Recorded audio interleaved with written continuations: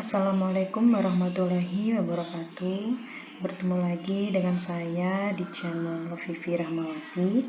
Hari ini saya ingin membagikan pengalaman saya menyusun perangkat pembelajaran selama kegiatan PPG dalam jabatan angkatan 1 kemarin ya.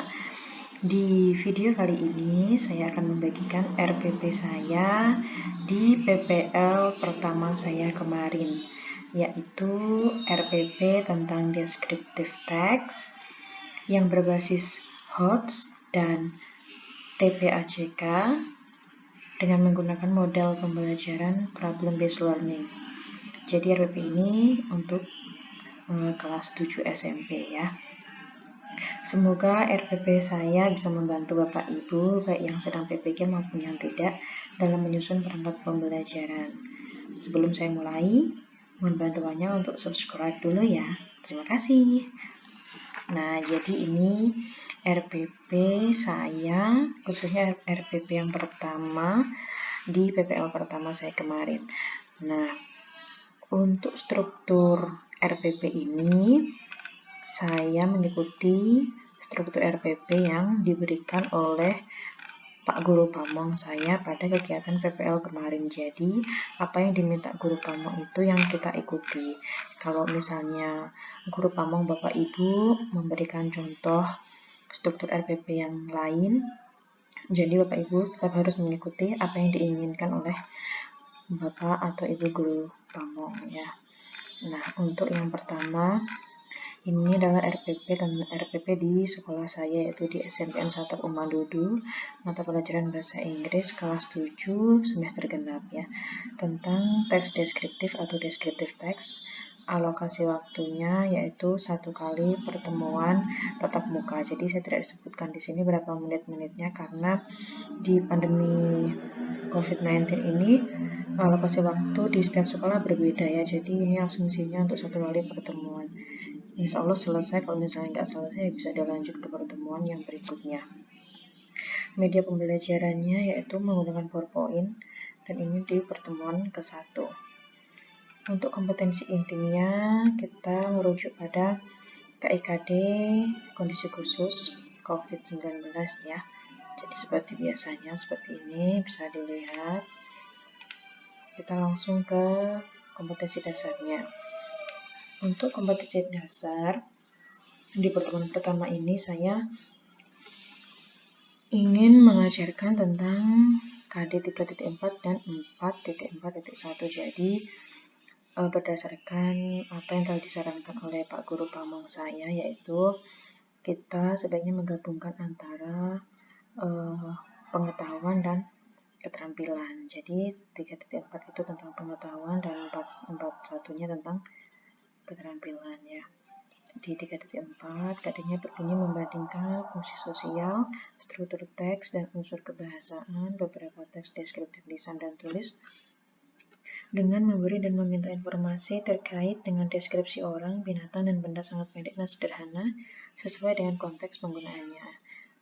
KD 4.1 menangkap makna secara konstekstual terkait fungsi sosial, struktur teks, dan unsur kebahasaan beberapa teks deskriptif lisan dan tulis dengan memberi dan meminta informasi terkait dengan deskripsi orang, binatang, dan benda. Jadi kompetensi dasar ini kita bisa lihat di silabus ya Bapak Ibu. Nah, kemudian kita lihat pada indikator pencapaian kompetensi atau IPK. Nah, sebelum kita membuat indikatornya, kita melihat dulu kata kerja pada kompetensi dasar ya.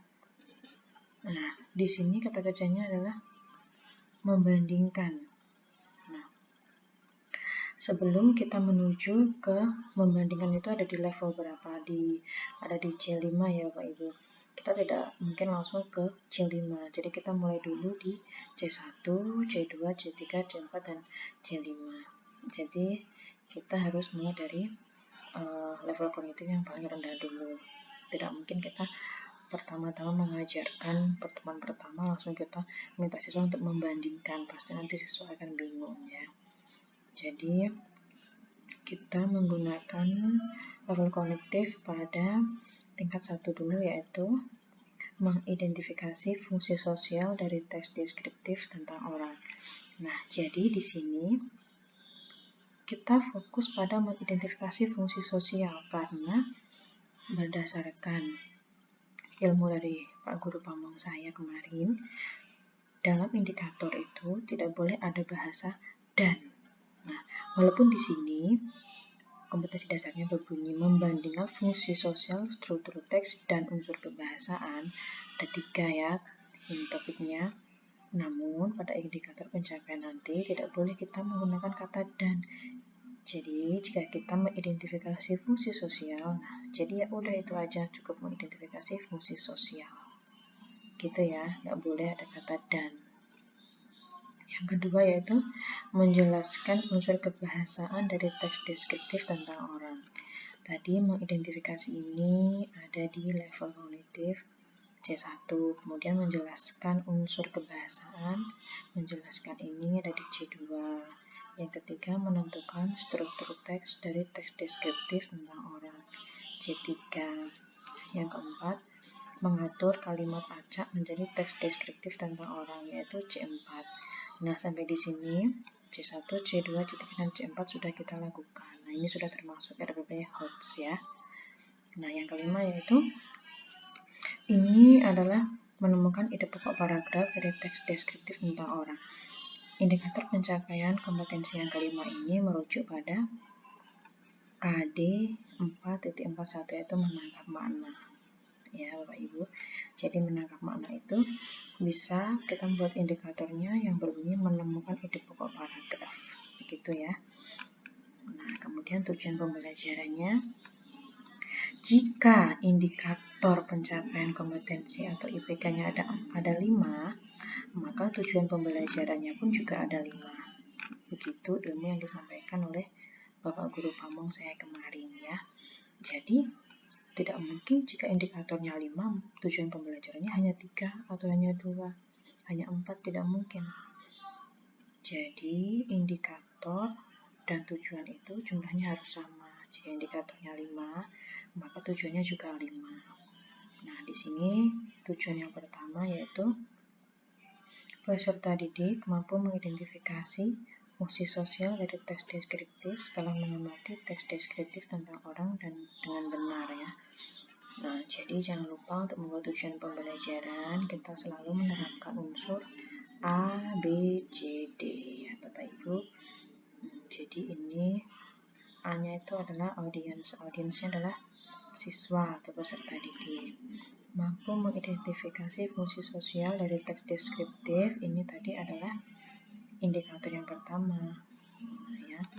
Ini yang B, behavior. Kemudian setelah mengamati teks deskriptif tentang orang condition dengan benar degree ya. Jadi begitu seterusnya sampai dengan kelima, tujuan pembelajaran yang kelima. Kita lihatnya dari indikator ya Bapak Ibu, saya rasa tidak ada kesulitan.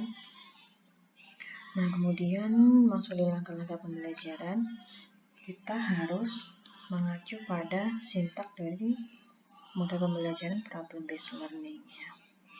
Nah, di kegiatan awal seperti biasa guru memberi salam, kemudian minta siswa merapikan kelas ya kalau misalnya di kelas ya.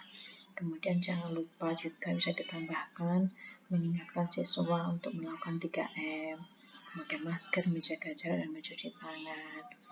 Bisa juga ditambahkan mengingatkan siswa untuk merapikan diri, merapikan seragam, merapikan rambut, dan lain-lain. Kemudian yang ketiga, guru meminta siswa berdoa. Guru mengecek kehadiran, guru memberi motivasi pada siswa. Motivasi pada siswa ini kemarin yang disampaikan itu pada PPJ saya kemarin itu motivasi itu tidak hanya berupa kata-kata ya, bisa juga dengan video. Kemudian memberikan brainstorming. Bisa kita tampilkan gambar-gambar tentang deskriptif teks, misalnya kita ingin mendeskripsikan tentang orang, bisa kita tampilkan gambar orang terkenal yang anak-anak tahu, bisa presiden misalnya Jokowi, pasti anak-anak tahu kan tentang Jokowi, bisa artis, bisa pahlawan, dan lain-lain ya. Kemudian guru menyampaikan tujuan pembelajaran, cakupan materi, dan teknik penilaian ya. Jadi jangan lupa untuk menyampaikan tujuan pembelajaran,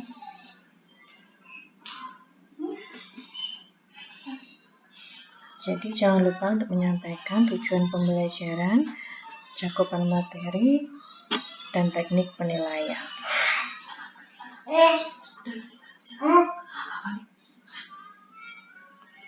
Nah, kemudian tujuan pembelajaran, cakupan materi, dan teknik penilaian ini sangat penting ya Bapak Ibu semuanya.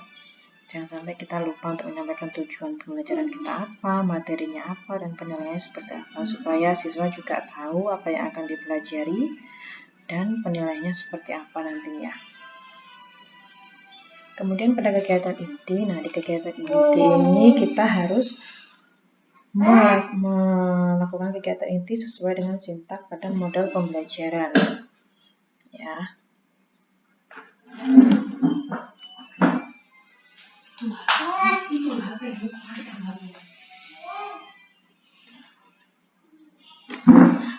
Sintak pada pembelajaran problem based learning bisa nanti Bapak Ibu cari di Google atau di modul pedagogik juga ada ya.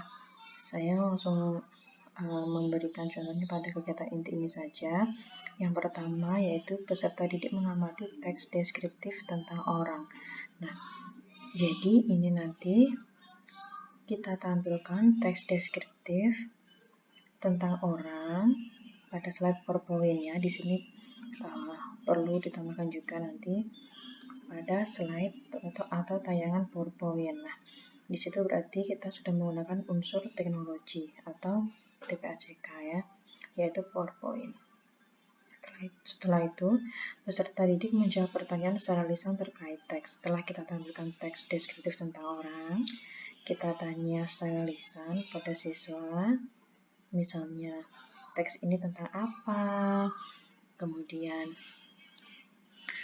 tujuan teks ini apa, strukturnya apa, dan lain sebagainya. Kemudian yang ketiga, peserta didik disajikan teks deskriptif tentang orang. Jadi, ditampilkan lagi dalam tayangan PowerPoint teks deskriptif tentang orang. Peserta didik dibagi dalam beberapa kelompok belajar sesuai arahan guru. Setelah itu dibagi dalam kelompok belajar.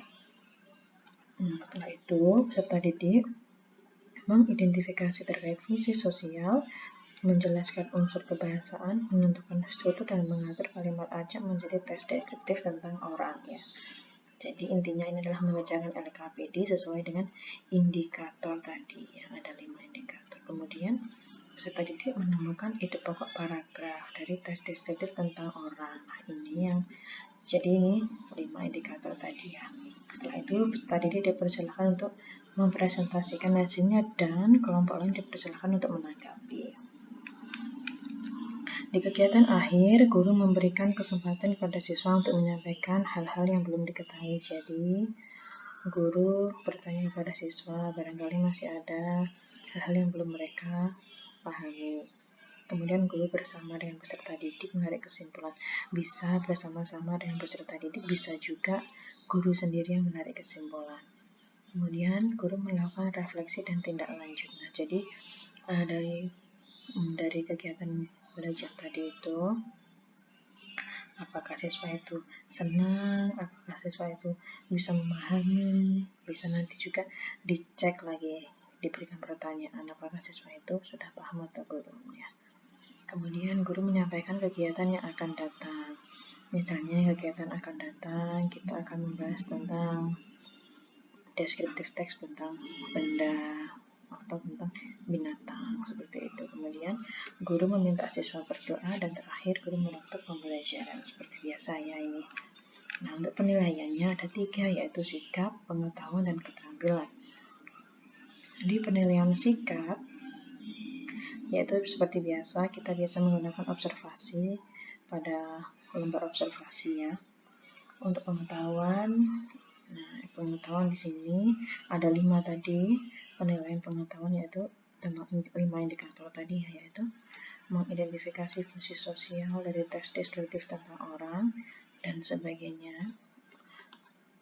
Penilaian keterampilan yaitu menemukan ide pokok paragraf teks deskriptif. Nah, jadi Bapak Ibu, saya rasa demikian RPP pertama saya tentang deskriptif teks yang berbasis HOTS dan TPAJK dengan menggunakan model pembelajaran problem based learning. Nah, semoga RPP saya ini bisa menjadi referensi Bapak Ibu dalam program PPG dalam jabatan, khususnya dalam menyusun perangkat ya. Terima kasih atas perhatiannya. Jangan lupa support channel saya dengan mensubscribe. Terima kasih. Assalamualaikum warahmatullahi wabarakatuh.